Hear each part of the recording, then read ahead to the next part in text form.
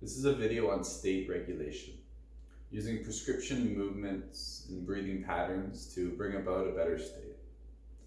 Anytime you choose to regulate your state through prescription movements and breathing, you take charge of your health. Because ordinarily, there's a lot of conditioning around regulating our state outside of ourselves. We use this drug or that food or that television, rather than turning within and really checking what we need. When we learn to regulate our state consistently, we empower our actions and create more resilience in our body and mind. We become more aware, and through this process, we enable ourselves to teach others. So by learning these, you can better regulate your state and help others while doing so. The first technique is called pulling down the heavens. So you inhale your arms in around in a big circle and exhale them down through the front. There's so many ways to do this, but the simple breathing in and breathing out as you come down is sufficient. So please try it out. And just notice what you feel in your body. This is a down-regulating motion, but it's also going to expand your awareness. It may help to think of breathing into all of your pores, which is going to help to open up your whole system.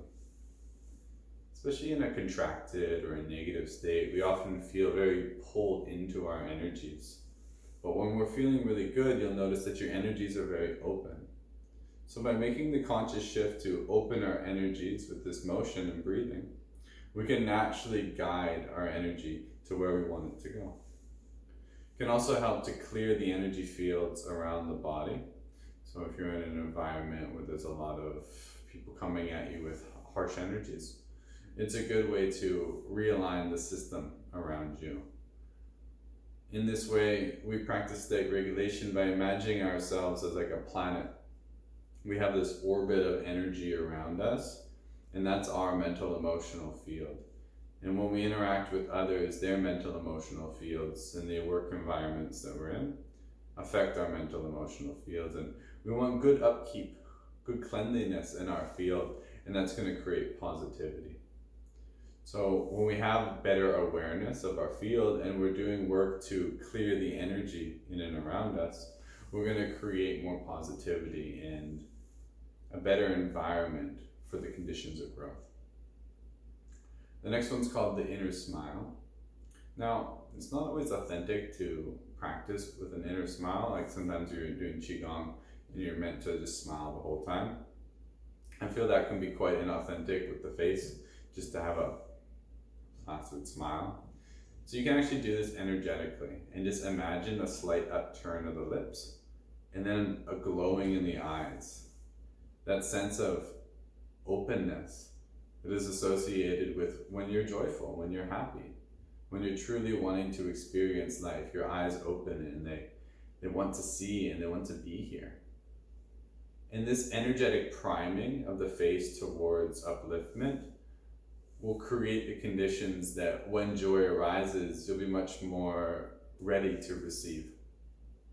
So we make the conscious shift with our intention to lift our energies up.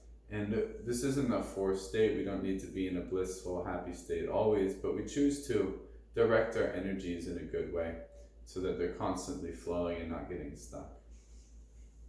So practicing a slight inner smile, also called the secret smile, as you can just do it with the eyes and get that sense of illumination in your brain. When you begin to work with the muscles of the face and the eyes, you can affect the optical nerves, which can influence the pineal gland, which can create a lot of blissful hormones, as it's a master gland that can regulate all other glands in the body.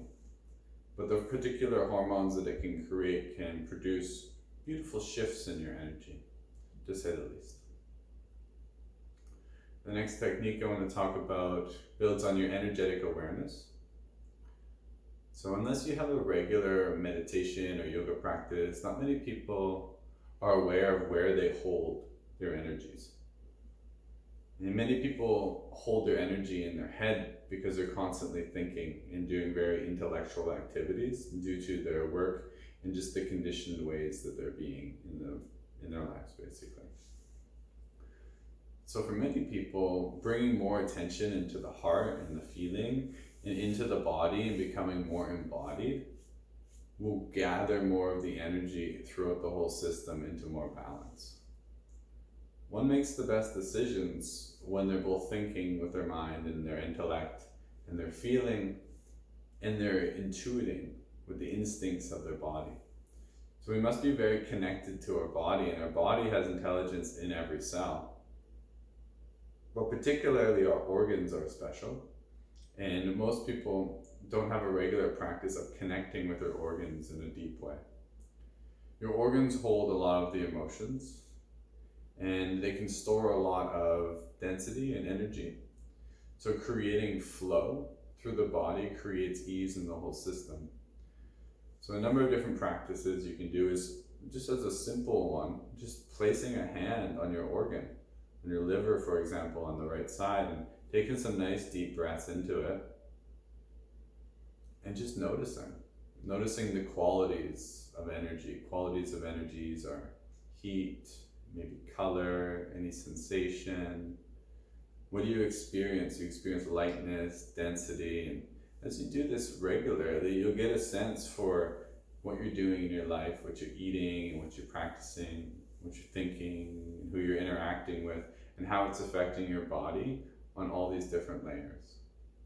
In the Chinese medical system, all of our organs hold different emotions and many other thought forms and belief structures. And as you begin to connect more and more with these organs, the subconscious, or the content that's usually ordinarily below the psyche, has an opportunity to lift, and you can become more aware. So it's quite essential in the practice of becoming more conscious to connect more deeply into this physical form. You can add the inner smile into the connection of the organ. You'll notice when you smile and you move into your body with love, the body begins to open and feel more light. And this can be due to some of the conditioning of the way in which we interact with ourselves.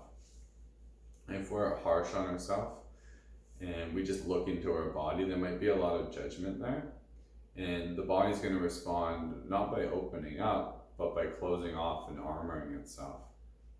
But when we open ourselves to love and we're willing to turn within with that kind of intention, the body begins to balance itself, and more signals come to and from the mind body. And there's a whole lot of science to all this, but the simple practice of you connecting with your organs and just getting a sense for what you experience is most primary, rather than trying to find all the science of why this works, because that's just the mind trying to figure things out.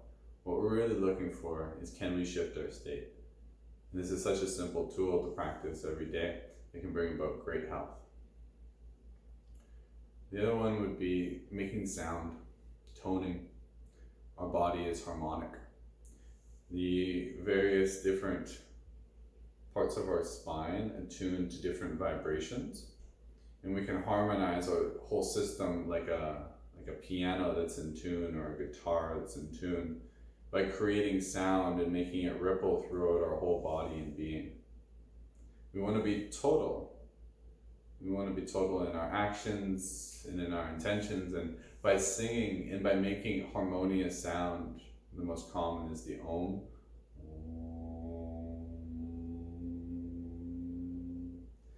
As that vibration ripples through the body, our breath and awareness can go everywhere that we can feel.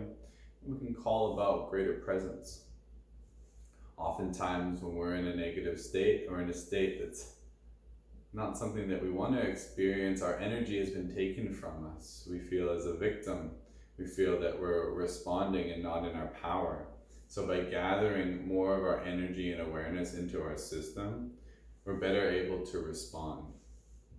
And once again, the more that we strengthen the resolve to continually come back to our body and feel what's going on, even if it's a challenging emotion at first, we strengthen that resilience, and we can create better, more empowering decisions through that process. The final one I'll share with you is the breath. I'll share with you one of my favorite breath forms. It's quite simple and you can shift your state quite readily by doing this breath form. Breathe in and out through the nose 5 times, nice and deep.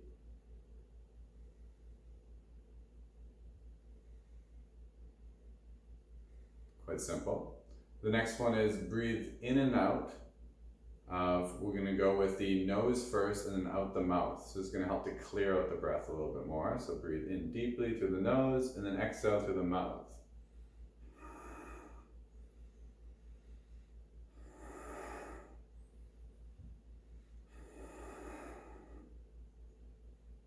And the next one, you're going to breathe deeply in through the mouth and out through the nose.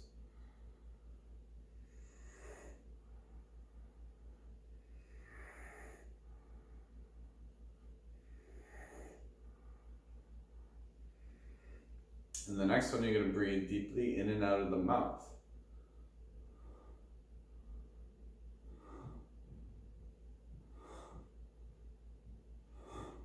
And the final one, you'll breathe back in and out of the nose, but very subtly, taking in very little prana or breath at a time, but prolonging the breath.